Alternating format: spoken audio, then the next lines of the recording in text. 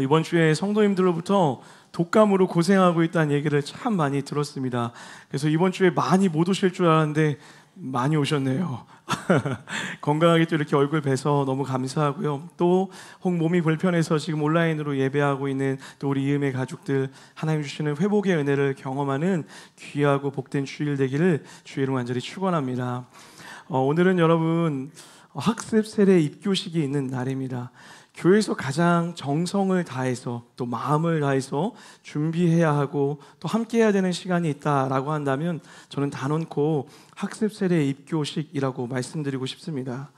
사랑하는 여러분, 하나님은 한 사람이 주님께 돌아오는 것을 누구보다 기뻐하십니다. 여러분 믿으십니까? 다시 한번요. 하나님은 한 사람이 주님께 돌아오는 것을 누구보다 기뻐하십니다. 믿으십니까? 오늘 세례를 통해 그 새로운 생명이 주님께 돌아오는 시간이고요. 그 일을 우리 주님이 누구보다 기뻐하실 줄 믿습니다. 그리고 형제된 우리가 그 마음을 담아 서로를 향하여 축하하고 축복하고 기도할 수 있는 그런 공동체 되었으면 좋겠습니다. 특별히 오늘 여러분과 함께 세례의 참 의미라는 제목으로 성경에서 말하는 이 세례의 의미는 무엇이고 또 세례의 축복은 어떤 것인지 함께 나눠보려고 합니다. 이미 세례를 받으신 분들도 있을 거라 생각되어지는데요, 그런 분들에게는 내가 받은 세례가 이런 의미였구나, 그리고 잃어버린 감격을 회복하는 시간이 되었으면 좋겠습니다. 또 세례를 받게 될 분들, 또 이후에 세례를 진행하게 될 그 모든 분들이 이 세례의 그 복된 의미를 알고 또 사모하는 그런 시간이 되었으면 좋겠습니다. 여러분 탈무드라는 것을 잘 알고 계시죠? 탈무드에 보면 이런 이야기가 기록되어져 있습니다. 한 부자 상인이 죽음을 앞에 두게 되었다고 합니다. 근데 그때 재산을 물려받아야 될 아들이 그 자리에 없었던 것입니다. 부자는 곰곰이 생각해 보니까 자신이 아무 유언을 남기지 않고 죽게 된다면 지금 내 옆에 있는 이 종이 아들에게 돌아갈 재산을 다 가로채게 될 것이다 라고 그런 생각을 하게 되었다고 합니다. 그래서 주인은 종에게 유언장을 써서 남겼는데 그 내용이 이렇습니다. 내 모든 재산을 너에게 주겠다. 단 한 가지 조건이 있다. 내 모든 재산 중에 나의 아들이 원하는 것 한 가지는 반드시 그 아들에게 주어야 한다라는 내용이었습니다. 그렇게 주인은 유언장을 종에게 남기고 죽음을 맞이하게 됩니다. 종이 얼마나 기뻤을까요? 모든 재산이 내 것이 됐다라고 그렇게 생각하며 사람들에게 자랑하며 돌아다니고 있었습니다. 근데 때마침 그때 길을 떠났던 아들이 집으로 돌아오게 되어집니다. 그리고 이 종이 아들을 보며 놀리듯이 이렇게 얘기하는 거예요. 여기 있는 이 모든 재산은 이제 내 것입니다. 당신의 아버지가 나에게 물려주었습니다 라고 이렇게 이야기하는 거예요. 아들은 적지 않게 많이 놀랐을 것입니다. 그러자 이 종이 아들을 향해 이렇게 얘기하는 거예요. 마치 선심을 쓰듯이, 그러나 단 한 가지, 딱 한 가지, 이 집안에서 딱 한 가지 원하는 게 있다면 그것을 내가 당신에게 주겠습니다. 내가 그렇게 당신의 아버지와 약속했습니다 라고 이렇게 이야기를 했습니다. 아들이 그때부터 고민을 하기 시작했습니다. 무엇을 가져가야 손해를 보지 않는 것일까? 참 많은 고민을 하는 끝에 아들이 종에게 이렇게 이야기했다고 합니다. 나는 너를 갖겠다. 당시 종은 주인의 소유였기 때문에 아들이 이 종을 갖겠다고 하는 그 순간 종이 가진 모든 소유가 누구의 것이 되는 것일까요? 아들의 것이 되는 거예요. 다시 말해 아들은 아버지의 모든 재산을 그대로 상속할 수 있게 된다라는 것입니다. 여러분, 아들은 죽은 아버지의 의도를 아주 명확하게 알고 있었던 거예요. 하나를 선택하면 전부를 얻을 수 있다, 전부를 얻을 수 있는 것이 있다라는 사실이죠. 반대로 종은 어떻습니까? 모든 것을 소유한 것처럼 보였지만 이 한 가지, 아들을 얻지 못했기 때문에 결국 그가 가진 모든 것을 잃어버리게 된 것입니다. 사랑하는 여러분, 우리 삶에도 이렇게 단 한 번의 선택으로 전부를 얻을 수 있는 선택이 있고, 다 가진 것 같지만 하나를 갖지 못해 전부를 잃어버리는 선택이 있다라고 하나님의 말씀은 이야기하고 있습니다. 그 하나님의 말씀은 우리에게 아주 명확하게 이렇게 이야기합니다. 요한복음 3장 16절 말씀입니다. 믿음의 고백으로 읽습니다. 시작. 하나님이 세상을 이처럼 사랑하사 독생자를 주셨으니 이는 그를 믿는 자마다 멸망하지 않고 영생을 얻게 하려 하심이니라. 할렐루야. 믿으시면 아멘 할까요? 사랑하는 여러분, 기억하십시오. 예수를 선택할 때, 예수라는 그 한 존재를 선택할 때에 우리는 다 가진 삶을 살아갈 수가 있습니다. 반대로 내가 모든 것을 가진 것처럼 느껴지고 부족한 게 없어 보이지만 그 삶에 생명 대신 예수가 없다면 결국 모든 것을 잃어버리게 될 것이다 라는 것이죠. 저는 여러분이 하나를 얻어 전부를 얻는 이 선택, 예수를 얻어 영원한 생명을 얻는 선택을 하게 되기를 주의 이름으로 간절히 축원합니다. 그런 선택의 증표가 바로 오늘 우리가 함께하게 된 세례식인 것입니다. 여러분, 세례는 단순한 의식이나 행사가 아닙니다. 내가 하나님의 자녀로 예수님을 선택하여 믿음의 길을 걸어 모든 것을 다 가진 자답게 살아가겠다라고 하는 믿음의 서약, 믿음의 결심의 시간이 바로 이 세례의 시간이라는 것이죠.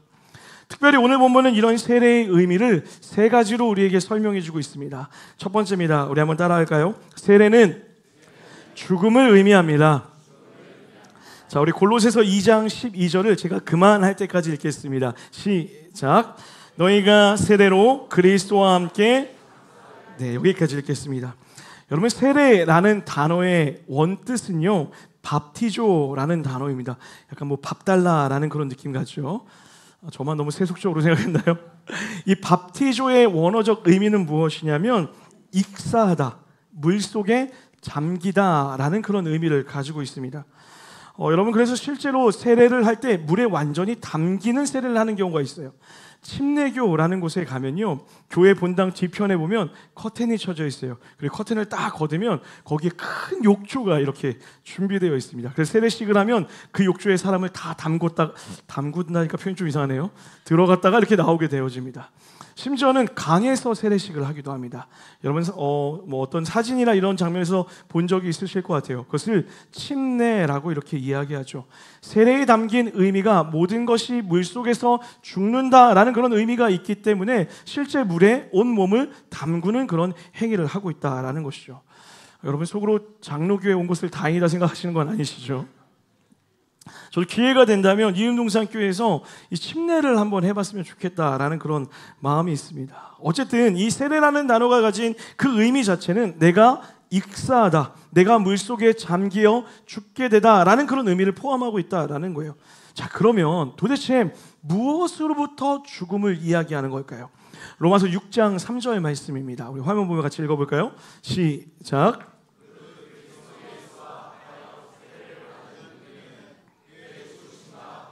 세례를 받은 줄을 알지 못하느냐? 그러므로 우리가 그의 죽으심과 합하여 세례를 받음으로 그와 함께 장사되었나니. 세례로 인한 죽음은 무엇이 죽는다고요? 옛사람이 죽는 것이다 라고 이야기하고 있습니다. 내가 하나님을 믿기 전에 따라왔던 나의 옛 자아가 죽고 예수를 믿어 새로운 삶이 시작되어지는 것, 이것이 바로 세례의 의미라는 것이죠. 사랑하는 여러분, 예수님을 향한 믿음을 갖고 산다라는 것은요, 과거의 연장선으로 살아간다라는 그런 의미가 아닙니다. 이제 우리 삶에 완전히 새로운 삶이 시작되었음을 의미하고 있다라는 것이죠. 여러분, 우리에게도 그런 날들이 있습니다. 똑같은 일상이었는데 아주 특별하게 기억되어지는 날, 그 날로 인해서 나의 삶이 바뀌는 아주 그런 날들이 우리 가운데 있습니다.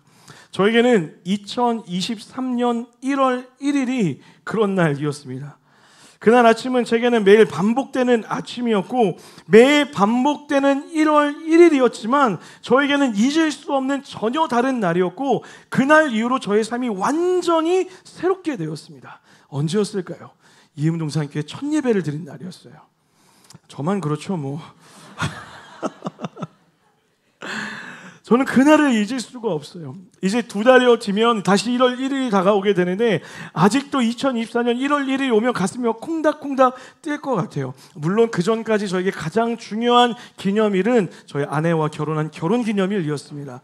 제가 이 얘기를 꼭 하고 넘어가야지 아니면 큰일 나기 때문에 결혼기념일과 더불어서 정말 잊을 수 없는 날이 바로 이음동산교회 첫 번째 시작했던 날이었다라는 거죠. 그런데 여러분, 제가 그날 이후에도 만약 제가 예전에 사역했던 교회들을 그리워하고 예전에 사역했던 방식들을 고집하며 이음동산 교회에서 사역을 하고 있다라고 한다면 오늘 나에게 주어진 이 축복의 날들을, 내일 펼쳐질 이 새로운 날들을 누리지 못하는 어리석음을 가지고 살아갈 수밖에 없게 된다라는 것입니다. 믿음을 갖는다라는 것, 세례를 받는다라는 것은 이런 의미라는 거죠. 나를 괴롭혀왔던 옛사람, 하나님 없이 살아왔고 스스로 행복할 수 있다 믿어서 스스로 아둥바둥 살아왔던 그 삶들을 버려두고 이제는 하나님이 주인 되어서 하나님이 펼쳐주시는 새로운 삶으로 살아가는 새로운 길이 우리 가운데 열렸다라는 것입니다. 더 이상 과거의 어떤 것도 나를 얽매일 필요가 없는 거예요. 내가 예전에 어떤 모습으로 살아왔던지, 내가 예전에 어떤 생각을 가지고 살아왔던지 상관하지 않으시고 오늘 믿음을 가지고 살아가는 우리의 삶 가운데 하나님이 영원한 생명의 약속으로 우리를 이끌어 가신다라는 거예요. 그 새로운 삶이 무엇이라고 성경은 이야기하십니까? 새로운 삶은 우리에게 기쁨이 되어줄 것이라고 약속하십니다. 우리에게 소망의 날이 될 것이라고 약속하십니다. 우리에게 온전한 행복을 주는 참 기쁨의 날이 우리 가운데 시작되었다라고 이야기하고 있다라는 것이죠. 저는 여러분이 이 세례를 통하여 하나님이 주시는 그 새로운 삶의 축복을 마음껏 누리는 은혜가 있게 되기를 주의 이름으로 간절히 축원합니다. 자, 그런 의미에서 우리가 잊지 말아야 될 세례의 두 번째 의미는 이것입니다. 한번 따라할까요? 세례는 그리스도로 옷 입고 살아가는 것입니다. 자, 우리 갈라디아서 3장 27절 말씀 읽겠습니다. 시작. 누구든지 그리스도와 합하기 위하여 그리스도로 옷 입었느니라. 아멘. 여러분, 어제 우리 교회에 큰 행사, 경사가 있었는데요. 우리 젊은 커플이 어제 또 결혼을 했죠. 우리 상민 형제 그리고 영리 자매 일부 예배 드리고 이제 신혼여행 갔습니다. 제가 이 두 사람을 주례하는데 너무 사랑스러운 거예요. 너무 귀엽고 형제가 얼마나 긴장했는지 들어오는데 이 정장 셔츠를 다 풀어헤치고 들어오더라고요. 로봇같이 정말 부서지는 줄 알았어요. 자매는 뭐가 신나는지 너무 해맑게 이렇게 막 들어오는데 그 두 모습을 보면서 제 안에 소망이 생겼습니다. 사랑하는 이음동산의 청년 여러분, 결혼하게 될 줄 믿습니다. 왜 그래 청년들 믿음으로 고백하세요. 청년들 결혼하게 될 줄 믿습니다. 여러분의 자녀들도 결혼하게 될 줄 믿습니다. 아직 우리가 시와 때를 모를 뿐이에요. 반드시 내 짝이 있다는 걸 기억하셨으면 좋겠어요. 자, 여러분, 결혼을 한다라는 것은요, 새로운 옷을 입게 된다라는 거예요. 아내라는 옷을 입고 남편이라는 옷을 입고 살아가게 된다라는 것이죠. 이 말은요, 이제는 결혼한 이후에 책임이 생겨요. 아내로서, 남편으로서 혼자 살던 내 모습과 다른 서로를 책임지고 사랑해야 될 책임의 약속이 그 결혼 가운데 주어지게 된다라는 것입니다. 그런데 여러분, 만약 상상해 보자고요. 이런 일이 절대로 일어나면 되지 않겠지만 상상해 보자고요. 여러분의 아내가 어느 날 찾아와서 이렇게 얘기하는 거예요. 여보, 내가 여보를 얼마나 사랑하는지 알지?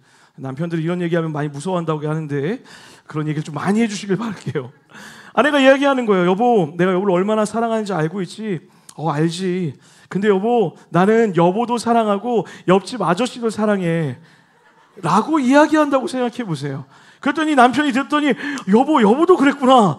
나도 여보도 사랑하고 옆집 아줌마도 사랑해 라고 이야기한다면 그것이 맞는 이야기일까요? 맞지 않는 거죠. 결혼 전이라는 것, 결혼 전에는 누구도 만날 수 있죠. 헤어질 수도 있어요. 누구를 만날 수도 있습니다. 하지만 결혼한 이후에는 특별한 일이 있기 전까지는 내가 이 사람만 사랑하겠다라는 책임이 그 가운데 주어지게 된다라는 거예요. 그리스도로 옷 입는다라는 것도 동일하다라는 것이죠. 이전까지는 내가 스스로 주인 되어 살아왔습니다. 세상의 기준을 쫓아 살아왔습니다. 세상의 방식을 쫓아 살아왔어요. 그런데 이제 내가 하나님의 자녀로 살아가겠다라고 하는 그 순간, 그리스도로 옷을 입는 그 순간 우리의 삶의 모든 방식이 하나님의 말씀대로 살겠다라고 하는 책임이 주어진다라는 거예요. 내가 만약 예수님을 믿는단 말은 하지만 예수님의 가르침대로 살려 하지 않고 예수님을 믿는다 하지만 여전히 옛자 내 본능이 신호를 주는 대로 살아가고 충동이 이끄는 대로 살고 세상의 기준을 따라 산다면은 하나님의 말씀대로 살아가는 그리스도인이라고 이야기할 수 없다라는 것이죠. 오늘 우리가 물로 세례를 받았다고 해서 끝나는 것이 아니라 나는 이제 옛 자아는 죽었고 옛 것들의 신호에 반응하던 내가 새 주인 대신 예수님의 말씀에 반응하는 삶으로 살겠습니다라는 결단이 담겨지는 것, 이것이 세례의 의미라는 거예요. 그러면 여러분, 이제는 새로운 옷을 입고 새로운 방식으로 살아가는 우리 모두가 되기를 주의 이름으로 간절히 축원합니다. 여러분의 삶의 방식을 결정하는 기준이 말씀이 되어지기를 축복합니다. 문제를 해결하는 방식이 기도가 되어지고 여러분의 삶의 모양이 하나님의 사랑으로 가득 채워지는 삶이 되어야 된다라는 거예요. 사랑하는 여러분, 그리스도로 옷 입고 살아가십시오. 사랑하는 여러분, 그리스도로 옷 입고 살아가셔야 됩니다. 이제는 더 이상 옛 자아가 이끌어가는 삶을 살아가는 것이 아니라 그리스도인답게 하나님이 기뻐하시는 것이 무엇인지를 알고 하나님이 기뻐하시는 일에 나의 삶을 드리며 기쁨으로 살아갈 때 하나님이 우리 삶 가운데 놀라운 축복으로 함께 하실 줄 믿습니다. 자, 그런가 하면 마지막 세례의 의미는 이것입니다. 따라하겠습니다. 세례는 죽음으로부터 자유를 얻는 것을 말합니다. 자, 우리 오늘 본문을 한 번 더 읽도록 하겠습니다. 시작. 너희가 세례로 그리스도와 함께 장사되고 또 죽은 자들 가운데서 그를 일으키신 하나님의 역사를 믿음으로 말미암아 그 안에서 함께 일으키심을 받았느니라. 자, 여러분, 오늘 본문을 보면요, 죽은 자들 가운데서 일으키신 그 하나님의 역사를 믿음으로 어떻게 된다 이야기하고 있습니까? 그 안에서 우리도 함께 일으키심을 받았다라고 이야기합니다. 다시 말해, 우리에게 이제 더 이상 죽음이 아니라 죽음 이후에 영원한 생명, 영원한 하나님의 나라가 허락되었음을 이야기하는 거예요. 여러분, 변하지 않는 세상의 진리가 있어요. 이거는 교회 다니는 사람뿐만 아니라 세상의 모든 사람들도 알고 있습니다. 뭘까요? 모든 사람은 죽는다라는 거예요. 모르셨다는 듯이 저를 쳐다보시면 제가 지금 굉장히 당황스러웠거든요. 모든 사람은 반드시 죽습니다. 제가 얼마 전에 유튜브를 보다 황당한 사람을 만났어요. 미국의 엄청난 부자래요. 이 사람의 목적은 뭐냐면 자신의 모든 피부와 모든 건강을 20대를 유지하는 거래요. 지금 50대가 훌쩍 지났는데 실제로 집에 알약통이 그냥 그런 게 아니라 한쪽 벽면이 다 약이에요. 그리고 건강을 관리해주는 사람들이 다 있고 운동 프로그램도 다 다르게 되어 있대요. 잠자는 시간, 먹는 것까지 다 계산되어져 있어요. 여러분, 결론이 뭔지 아세요? 그 사람은 70대가 되어 죽을 때 50대의 피부로 죽는 거예요. 그냥 죽을 때 관에 들어갈 때 피부가 좋게 들어가는 것밖에 없는 거예요. 모든 사람은 죽을 수밖에 없습니다. 이것으로부터 자유할 수 있는 인간은 이 세상에 어느 누구도 없다라는 거예요. 그런 그 진리 가운데 성경은 더 중요한 진리를 여러분과 저에게 이야기해주고 있어요. 그것이 무엇입니까? 우리의 죽음 이후에는 지옥과 천국, 하나님의 나라가 있다라는 것입니다. 하나님을 믿는 자에게는 영원한 하나님의 나라가 주어질 것이고 하나님을 믿지 않는 자에게는 영원한 심판이 있을 것이다라고 성경은 기록하고 있다라는 거예요. 우리가 오늘 세례를 통하여서 하나님을 믿음의 고백을 하게 된다는 것은 무엇이냐면 이제 더 이상 우리가 영원한 죽음을 두려워할 필요가 없게 되었다라는 거예요. 할렐루야. 이제 우리에게 영원한 생명이 주어졌기에 우리는 이 땅에서 죽음을 두려워하며 사는 것이 아니라 주어진 삶을 감사와 기쁨으로 살다가 주님이 부르시는 그날에 기쁨으로 그 땅을 향하여 걸어갈 수 있게 된다라는 것이죠. 여러분, 그래서 기독교 장례에는 아주 특별한 단어가 하나 사용되어져요. 그것이 무엇이냐면 천국 환송 예배라는 거예요. 일반 장례 예배와는 일반 장례하고는 다릅니다. 기독교 예식 안에만 천국 환송이라는 것을 씁니다. 장례라는 것이 참 슬프죠. 장례라는 것이 참 괴롭기도 합니다. 하지만 우리가 믿음으로 고백하는 것은 무엇입니까? 이 사람이, 하나님을 믿는 이 사람이 이 땅 가운데서 고통도 없고 아픔도 없는 영원한 하나님의 나라로 옮겨지게 되었다라는 것을 우리가 믿기 때문에 환송한다라는 거예요. 슬픔은 있지만 다시 만날 것을 믿으며 그곳으로 보내진다라고 믿음의 고백을 하게 된다라는 것이죠. 제가 설교를 준비하는 이번 주에 갑자기 너무 놀라운 소식을 받게 되었습니다. 저희 모교에 어려서부터 함께 지냈던 정말 친동생과 같던 동생이 아주 오랜 시간 연락을 주고받지 못했어요. 근데 문자가 카톡이 하나 오게 되었는데 심근경색으로 갑자기 죽게 되었다라는 거예요. 심지어 저는 아니지만 내일 그 친구를 만나기로 그 동기들의 모임이 약속되어 있었다 하더라고요. 첫날은 정말 많이 울었습니다. 그동안 돌보지 못한 것에 대한 미안함, 그동안 연락하지 못한 것에 대한 속상함, 열심히 산다라고 챙기지 못한 것에 대한 미안함이 많이 있어서 눈물로 그 시간을 보냈던 것 같아요. 그런데 이튿날부터 우리 안에 이런 고백들이 나오기 시작했어요. 맞아, 병민이 참 하나님 사랑했지, 참 순수했었지, 야 참 이 녀석 참 독특했잖아 라고 이야기하면서 예전에 재미난 일들을 막 얘기하기 시작했어요. 그 중에 하나가 거기 자매들이 많았는데 그 친구한테 고백을 안 받은 친구 한 명도 없는 거예요. 우리가 막 그런 얘기도 했어요. 웃으면서 이야기를 나누기 시작했어요. 그러다 제가 한 친구에게 이렇게 얘기했어요. 하나님 참 기쁘시겠다. 이제 우리 병민이 얼굴 보고 그 재롱 보실 거 아니야. 병민이 또 거기 가서 하나님께 얼마나 엉뚱한 질문하고 있을까. 하나님 보시기에 얼마나 이 아이가 사랑스러울까. 여기서 참 힘들었는데, 여기서 그 삶을 지탱하느냐 너무 고생 많았는데 하나님이 이제 그 아이 편하게 해주려고 그곳으로 부르시지 않았을까. 그렇게 얘기하자 거기 있는 모든 사람들이 기쁨으로 우리 아이를, 우리 그 동생을 하나님께 보내드릴 수 있게 되었습니다. 사랑하는 여러분, 사나 죽으나, 죽으나 사나 하나님의 영광을 위해 사는 것, 이것이 그리스도인의 고백일 줄 믿습니다. 이 땅에 남아있는 이유가 무엇일까요? 우리가 그들보다 무엇을 더 잘했기 때문일까요? 아니요, 우리가 이 땅에서 해야 될 책임이 남아있기 때문에 주님이 이 자리에 남겨주신 거예요. 그리고 그 책임이 끝나는 그 순간 하나님을 믿는 그들에게 이 땅에서의 고통과 이 땅에서의 어려움과 이 땅에서의 수고는 다 뒤로하고 영원한 기쁨과 영원한 안식을 주시는 하나님의 나라로 우리를 초청하신다라는 거예요. 그러니 여러분, 이 땅에서 우리는 어떤 마음으로 살아가야 될까요?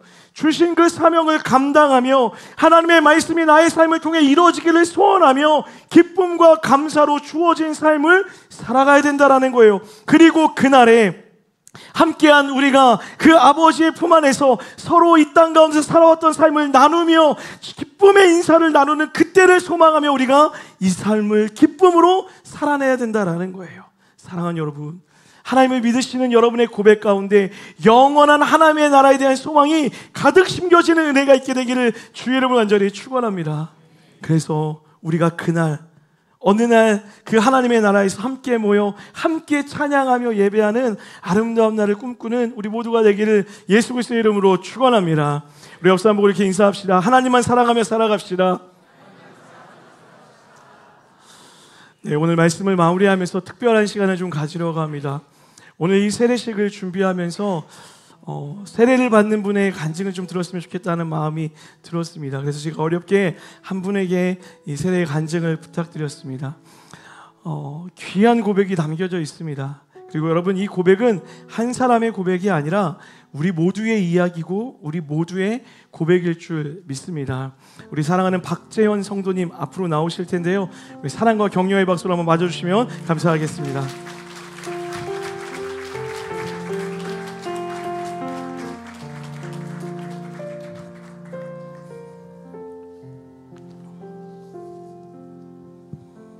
안녕하세요. 오늘 세례를 받게 된 박재현이라고 합니다. 우리 교회 첫 세례식에 제가 이렇게 앞에 나와서 간증을 하게 되었는데 1부 예배 때보다 더 부담되고 네, 한편으로는 기분은 훨씬 더 좋습니다. 네. 저는 오늘 많이 부족한 저를 지금까지 기다려주신 하나님과 저에 대한 이야기를 해보려고 합니다. 저는 어릴 때부터 천주교 신자로 지내왔습니다. 부모님이 어려운 시기를 신앙으로 이겨내시면서 자연스럽게 저희 가족은 하나님의 가정이 되었어요. 하지만 저는 믿음이 있다고 보기는 힘들었어요. 주일에 성당에 나간다는 것 말고는 특별히 다른 점이 없었거든요. 이후 어린 나이에 학원폭력과 아버지의 갑작스러운 사망, 그리고 삼촌들의 좀 협박 아닌 협박과 최근에 어머니 의료사고까지 평범하지 않은 순간순간들을 겪으면서 제 신앙심은 하나님에 대한 원망과 의구심으로만 가득 차게 됐어요. 힘든 순간마다 아무리 기도해도 상황이 나아지지 않았거든요. 그렇게 하나님은 저에게 점점 나를 보고 계시지만 손을 내밀어 주지는 않으시는 분으로 인식되고 있었어요. 결혼 후 아내 손에 이끌려서 교회를 나갔는데 전혀 제 마음이 변하지 않았어요. 오히려 억지로 가는 것에 대해서 불만이 교회와 신앙에 대한 부정적인 편견으로 쌓여만 갔어요. 부부 사이에도 물론 문제가 생겼어요. 그러던 어느 날 가끔 생기던 제 이명 증상이 있었는데요. 갑자기 한쪽 귀가 들리지 않았어요. 별 생각 없이 병원에 방문했는데 원인 불명의 증상으로 치료가 불가능하다고 하더라고요. 큰 병원을 갔는데도 해결책은 없었어요. 그리고 이듬해에는 편도 검사를 하다가 갑자기 갑상선에서 암이 발견됐어요. 주변에서는 뭐 착한 암이다, 수술하면 괜찮아지는 거다라고 가볍게 얘기를 했지만 저희 할아버지, 아버지 다 모두 암으로 갑자기 돌아가셨기 때문에 그리고 나중에지만 어머니도 암에 걸리셨거든요. 그래서 저에게는 개인적으로 굉장히 두려운 상황이었어요. 하지만 기도는 진심으로 하지 못했어요. 당시 저에게 있어 하느님은 멀리서 그냥 바라만 보시던 분이셨거든요. 저를 제외한 모든 가족, 지인들이 저를 위해서 기도를 하고 있었지만 정작 저는 하나님을 외면하고 있었어요. 결과적으로 갑상선암 수술은 잘 됐습니다. 중간에 성대 신경을 절단해야 되는 변수도 있었는데 기적적으로 신경을 절단하지 않고 암을 제거할 수 있었어요. 하지만 이런 일도 하나님과 저의 관계를 가깝게 하지는 못했어요. 제 안에 부정적인 것들이 너무 크게 자리를 잡고 있었거든요. 작년 이맘때는 오랫동안 암을 이겨내 오시던 어머니마저 갑작스럽게 돌아가셨어요. 투병 기간 동안 마음의 준비도 했고 천국에 가실 것도 알았지만 이제 부모님이 모두 안 계신다는 이런 현실이 굉장히 저를 힘들게 했죠. 그래서 저에게 더욱 익숙하고 어머니가 의지하셨던 천주교 방식으로 모든 절차를 진행했어요. 그러던 중 조금 낯선 상황을 경험하게 됐습니다. 우리가 등록하기로 한 여기 이음동산교회 목사님이 조용히 지켜만 보시다가 그냥 인사만 하고 가시는 거예요. 발인 때도 새벽에 오셔서 천주교 긴 절차를 지켜만 보시다가 마지막에 인사만 또 하고 가시더라고요. 나중에 이유를 물었는데 유가족에게 부담이 되고 싶지 않아서라고 하셨습니다. 제가 이 부분은 너무 저에게 와닿았던 부분인데요.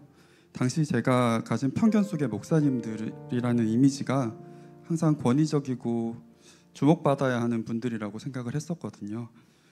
그런데 기다려주시는 모습이 저에게 너무 다르게 느껴졌었고 하나님의 마음도 다시 생각할 수 있는 계기가 된 것 같습니다. 전 이때 처음으로 다시 신앙생활을 하고 싶다라는 마음을 가졌었던 것 같아요. 이후 이음 동산교회에 나오면서 그 겸손과 사랑 그리고 행복 그리고 그리스도인의 삶을 강조하는 목사님의 설교를 들으면서 교회라는 곳에 대한 제 편견이 조금씩 줄어들고 있었어요. 하지만 여전히 모든 것이 어색했고 교회에서 활동하는 것이 불편했습니다. 제 안에 하나님과의 거리도 크게 줄어들진 않았기 때문이죠. 그러던 중 이번에는 장염인 줄 알고 제가 방문했던 병원에서 신장암이라는 진단을 받았습니다. 진단 당일 갑자기 뼈 전이 검사와 암 수치 검사 등을 오랜 시간 동안 제가 받게 됐거든요. 큰 병원인데도 젊은 나이라 어떻게 될지 모른다고 다급하게 수술 날짜까지 빠르게 잡아주시더라고요. 2주 뒤 전이 검사를 통해 추측되는 암 진행 기술을 알 수 있고 전이 결과도 알 수 있다고 했습니다. 모든 것이 갑작스럽고 두려운 상황이었죠. 저는 어떻게 보면 젊은 나이에 2번의 암 선고를 받은 상황이니까요. 그런데 이상하게 슬프거나 좌절하지도 않았었고 그저 멍하게 그냥 있었던 것 같습니다. 집에 어떻게 왔는지도 제가 기억이 잘 나지 않아요. 갑상선암이 전이된 것은 아닌지 2기 이상이 되면 일상생활을 얼마나 할 수 있을지 안 좋은 결과만 생각했어요. 걱정하는 아내에게 아무것도 아닌 것처럼 이야기했지만 마음이 편할 리가 없었죠. 멍하게 창문을 바라보면서 예전 일들을 돌아보다 아내와 아이들을 떠올렸을 때 갑자기 두려워졌어요. 고통과 죽음은 두렵지 않았는데 남겨진 가족들의 슬픔을 뒤로할 자신이 없었거든요. 그러고는 너무 오랫동안 잊고 살았던 기도를 정말 간절하게 드렸습니다. 하나님께 살려달라고, 시간을 좀 더 달라고 기도했습니다. 정말 아무 꾸밈 없이 솔직한 진심만을 기도했습니다. 그때 항상 저 멀리서 비처럼 느껴지시던 무언가가 저에게로 다가와서 몸을 감싸주는 느낌을 받았어요. 그냥 다 괜찮다고, 걱정하지 말라고 위로하는 듯 했습니다. 그리고 제가 갑자기 눈물이 나더라고요. 그러면서 그냥 혼자 계속 울었습니다. 진짜 많이 울었는데 울면서 마음이 편해지면서 그대로 잠들었습니다. 그런데 이때 비몽사몽간에 저를 감싸 안아주시는 하나님을 느꼈던 것 같습니다. 깨고 나서는 거짓말처럼 제가 멍한 상태가 없어졌고 괜찮을 거라는 이유 없는 믿음까지 생겼어요. 나중에는 오히려 걱정하는 사람들에게 전화해서 저를 걱정한 사람들을 오히려 위로하기 시작했죠. 2주 뒤의 결과는 신장암 초기였고요. 미리 예약해둔 덕에 수술도 빠르게 진행됐습니다. 최소 부위만 절제하는 좋은 결과도 얻게 됐습니다. 너무나 순조로운 병원 일정이었습니다. 이후 우연으로 치부했던 모든 것들을 퍼즐처럼 맞춰보게 되었고 놀라운 하나님의 계획에 감탄하게 됐습니다. 그리고 일상에 있어서도 그리스도인의 삶을 청하며 모든 것에 있어 하나님을 우선하게 됐어요. 삶의 기준이 바뀐 순간이었습니다. 이제 마음의 여유가 생기니까 교회 활동에도 조금씩 참여하게 된 것 같습니다. 절대 참석하지 않을 거라 생각했던 셀레브에도 나가게 됐고요. 그곳에서 또 다른 형태의 위로도 많이 받게 되었습니다. 각자의 고민을 나누고 현실을 공유하면서 서로에게 위로와 격려를 나누는 모습이 지금까지의 일상에서는 한 번도 본 적 없었던 것들이었거든요. 저에게도 굉장히 많은 위로가 되었던 그런 모임이었던 것 같습니다. 그리고 어느 순간 제가 너무 행복한 하루하루를 보내고 있다는 생각을 하게 되었어요. 그리고 감사하게 됐습니다. 하나님은 저를 도구로 만들어 쓰시기 위해 때로는 충격을 주셨고 때로는 위로를 주시면서 오랫동안 기다려 주셨던 것이 아닌가 하고 깨닫게 되었죠. 천주교에서 세례를 받았지만 저는 오늘 다시 세례를 받게 되었습니다. 절차를 떠나서 이제서야 진심으로 하나님의 자녀임을 받아들일 수 있게 됐거든요. 그런 의미에서 오늘은 저에게 너무나도 특별한 의미가 있습니다. 앞으로 말씀과 사랑으로 살아갈 것을 다짐하고 방황하던 저를 기다려주신 하나님께 너무나 감사드립니다.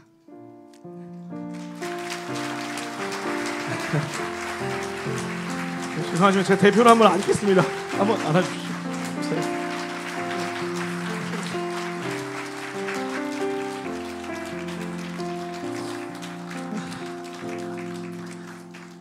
제가 울면 안 되는데 또 소문 나겠네. 또 무슨 사연이 있다고 또. 여러분 이것이 우리 모두의 이야기일 줄 믿습니다. 어떤 한 사람의 특별한 이야기가 아니라 하나님이 우리를 향한 이야기라고 저는 믿어요. 사랑하는 여러분, 혹 여러분 가운데 아직 하나님을 다 받아들이지 못한 분이 계십니까? 괜찮습니다. 이 자리만 머물러 계십시오. 이 자리만 머물러 계시다면 주님이 주님의 때에 우리 성도님에게 녹화하셨던 것처럼 여러분의 마음을 녹화하시고 하나님이 건져내실 줄 믿습니다. 혹 여러분 하나님을 만난 그 기쁨을 잃어버린 분들이 있으십니까? 오늘 이 세례식과 오늘 이 예배를 통하여서 하나님이 주시는 기쁨이 다시 한번 여러분 가운데 살아나는 은혜가 있게 되기를 간절히 소원합니다. 그렇게 주님께 나아갈 때에 주님이 우리의 삶에 놀라운 축복과 은혜로 예비하셨습니다. 그분이 우리 아버지십니다. 믿으십니까? 우리 그 마음 한번 같이 한번 찬양하고 기도한 이후에 세례식 진행하도록 하겠습니다. 나를 지으신 주님,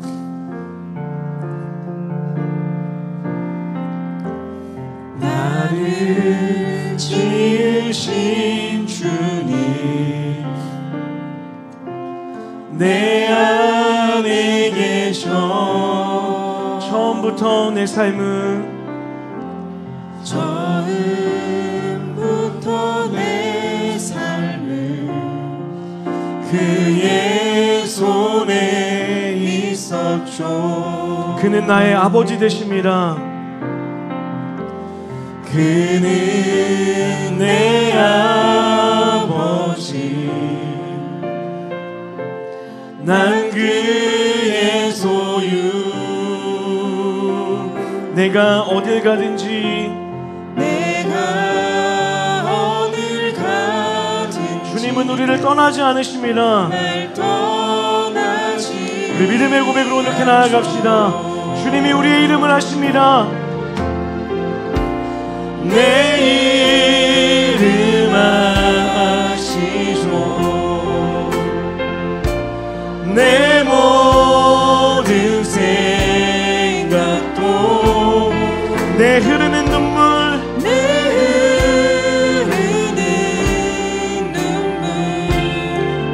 그가 닦아. 우리 한 번 더 고백합니다. 그는 내 아버지, 그는 내 아버지, 나는 주님의 소유입니다. 난 그의 소유. 내가 어딜 가든지 주님은 우리를 떠나지 않으십니다. 내가 어딜 가든지 날 떠나지 않죠. 내 이름을 아십니다. 내 이름 아시죠. 내 모든 생각도 다 바라볼 때 그가 들으시죠. 내 이름 아십니다. 내 이름 아시죠. 나의 모든 생각도 내 모든 생각도 우리가 아버지라 부를 때에 주님이 들으십니다. 우리 마지막으로 전심으로 한 번 더 고백하며 나아갑니다. 내 이름 아시죠. 내 이름 아시죠. 내 모든 생각도 내 모든 생각도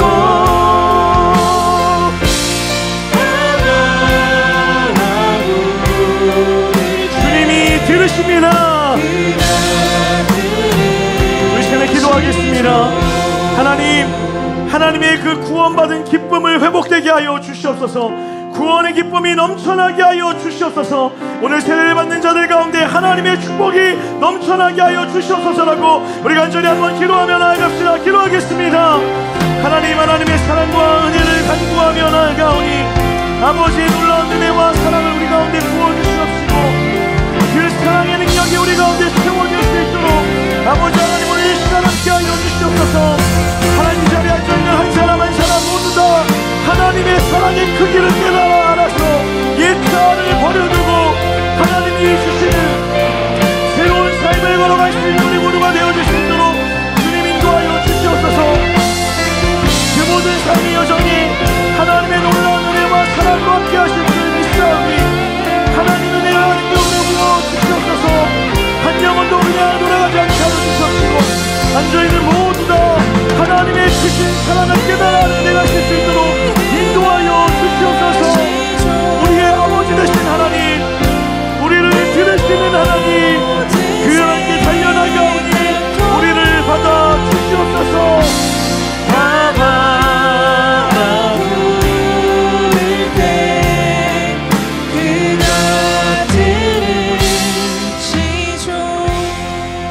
사랑이 많으신 하나님, 사랑하는 이음의 모든 가족들이 구원의 기쁨이 무엇인지를 깨달아 아는 그 은혜가 있게 하여 주시옵소서.